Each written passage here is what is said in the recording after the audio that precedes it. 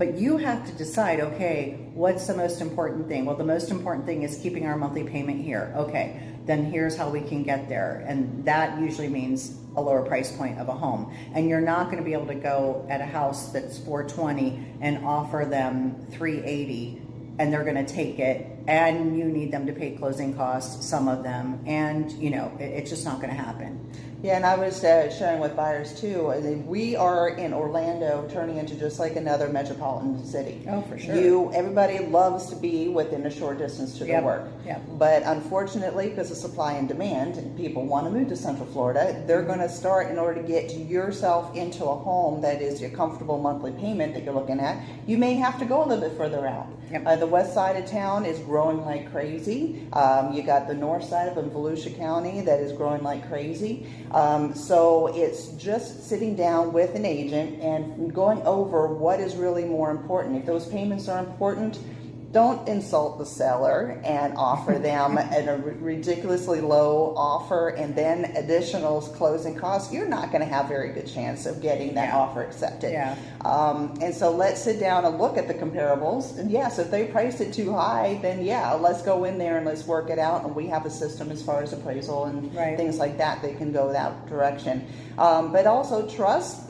these agents that they know what they're doing. Yeah. There's a lot of times where I have found that a lot of people, buyers and sellers, may not trust the market information that is being shown to them by their agent, saying this is the best strategy, price point, listing price, staging. There's a lot of different moving parts to help real estate flow as smoothly as possible. And I'm really optimistic. I think this is a great market. I think it's awesome. A great time to buy. I do want to say that when I was telling you that, people are offering less, asking for concessions, what you need to realize as a buyer, if you are a buyer in this market, is that the seller is looking at their bottom line. Oh, yes. There's sellers the seller isn't going to be like, okay, and we'll do, kind of like when you go buy something and they want to add something onto it. They're looking at the bottom line. So if you offer them $30,000 less than what they're asking, and then you're asking for another $10,000 or more in closing costs, you are effectively offering them $40,000 less. And all Think sellers about how need big that is. Yeah, and all sellers need that money for something. Yeah. Whether it be buying a smaller home, a larger home, having to move. Yeah. There's so many different reasons why they need that could be money. Somebody going into a retirement facility because of their age. We're seeing that a lot too. And they need every dime they can get because that's all the earning money that they have left. Yep. They may not have any additional money that needs to last them for the next 20 years of their life.